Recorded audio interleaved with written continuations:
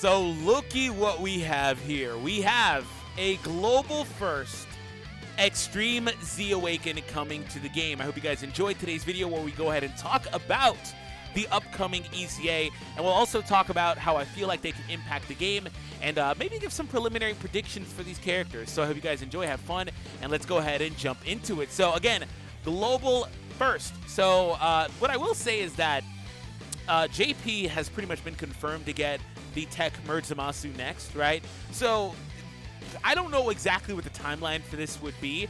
Just for the record, I assume this would come very soon. I don't know like if it'd come like in a couple of weeks, maybe a month, month and a half at most, I'd say.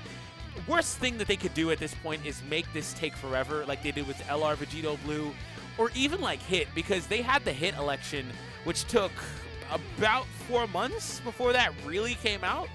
And I don't think this will be the kind of like the same case, because again, it's a Christmas present. I'd imagine that it comes out sooner than later. Honestly, I'm hoping that it comes out with the next campaign, right? But that being said, again, over on Facebook's the Facebook fan page, and also over on the Twitter page, they do have 2 concurrent polls going on. As you can tell, Vegito is winning by a landslide on Twitter. He is not going to lose this. And I joked around and said, man, there was no point in even doing this because I know a lot of people would rather have Rosé, right? But majority of people, as you can tell, want SS Blue Vegito to go ahead and get his EZA as well. So personally, I think that the character I'd rather have get it would be Rosé right now. Not anything wrong with Vegito personally. I think I want to see Rosé like really get good, man. I want to see that.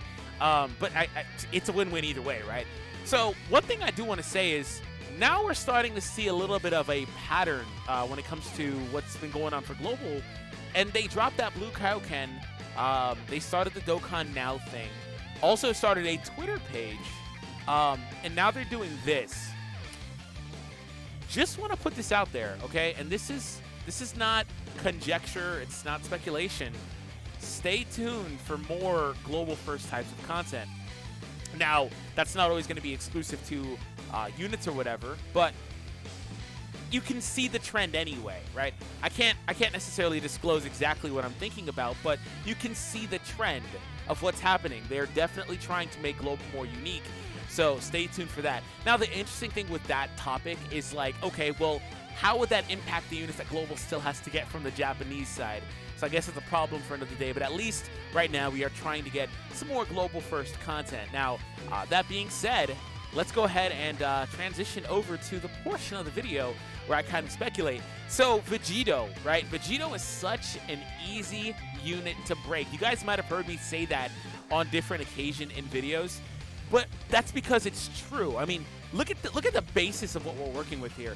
We have a unit that already does immense damage, for one, right? He was going to get that anyway, so it's not the biggest of deals. His passive, though, great chance to launch, excuse me, up to 2 additional attacks, each of which has a chance to become a super attack. Also, damage received from normal attacks minus 30%, and he counters with tremendous power. He has Prepared for Battle. He has Over in a Flash, Super Saiyan. He has Kamehameha, Fierce Battle. Those are all incredibly common links. Now, the biggest example of them really managing this unit came in the form of their remake. Obviously, they, from time to time, remake the units, right? So here is a remake example of what Tech Vegito Blue looks like in comparison to physical. So one thing that's important to note is when it comes to the physical version, his passive, the way it works, is different from the Tech as well. He has a 70% chance to launch up to 2 additional attacks.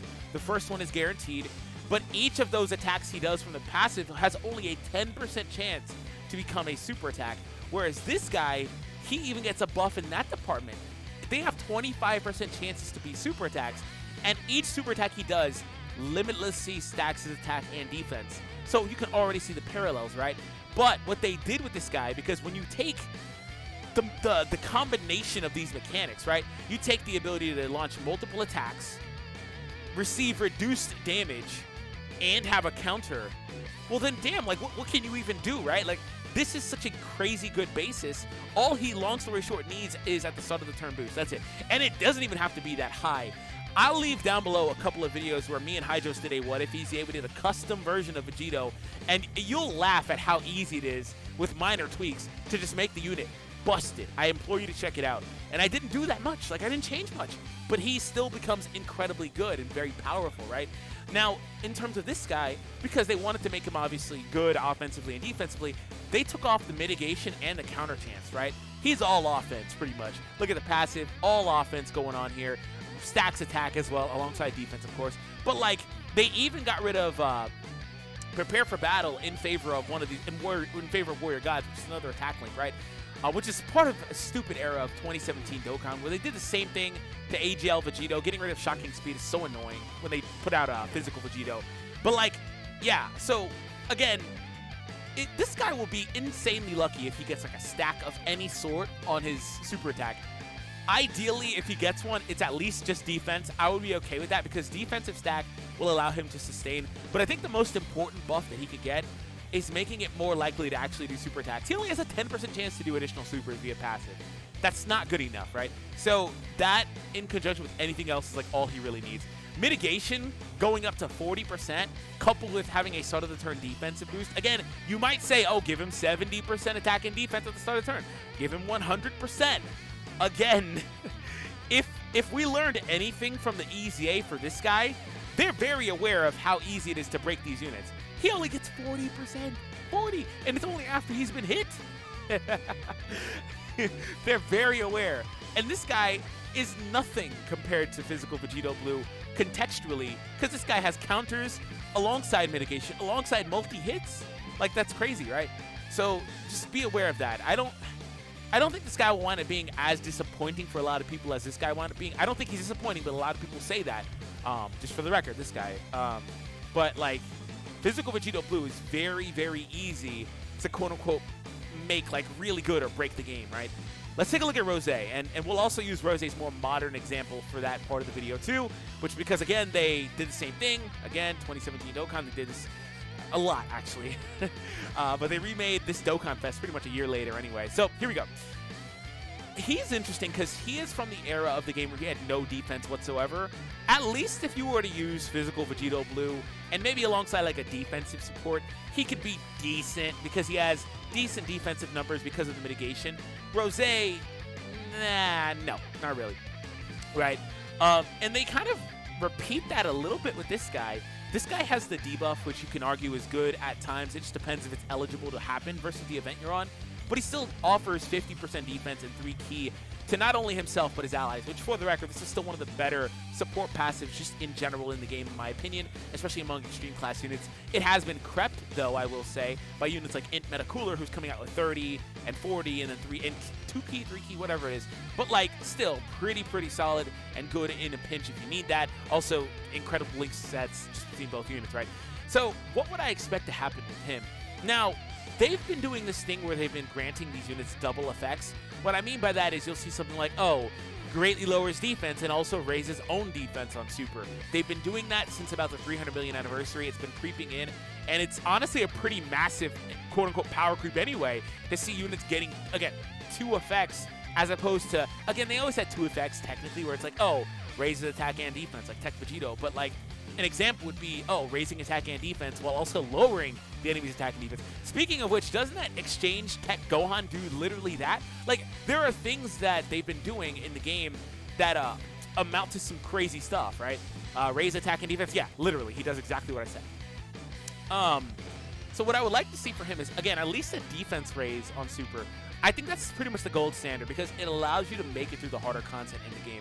I think defense is, again, far more important at this point, just in general. That's my own playstyle, though. But, I mean, again, we're at a point in the game where every unit, pretty much, you can make do over 1 million damage, multiple millions of damage. But can they all take the hit, right? That's one of the things, that especially versus that more harder, tedious content, right? So that's at least what I would want. If they want to give him attack and defense raise, that'd be incredible. But you know what they could do is make him greatly reduce attack and defense. And in my opinion, that would be equally as good because the attack down is incredible. Now, do I think that he'll pick up the debuffing passive that Rose has? No, I don't. But the real interesting thing will be here is if they say, okay, 100% attack and defense at the start of the turn, and extreme class allies get 3 key and like 30% attack and defense, like something crazy like that, a combination like that, immediately it makes him really good. So these guys have a really good opportunity to be incredible in the game, and I hope you guys are as excited for this as I am. And again, just in general, stay tuned for more Global First content. I think this is going to be a very exciting upcoming future for Global Dokkan because they are exhibiting interest, is what I'll say, in trying to improve that version of the game and make it its own thing and make it more unique, because they're aware of the fact that the community doesn't like the delay between both versions. They can't put them on the same timeline. They're aware of these things, right?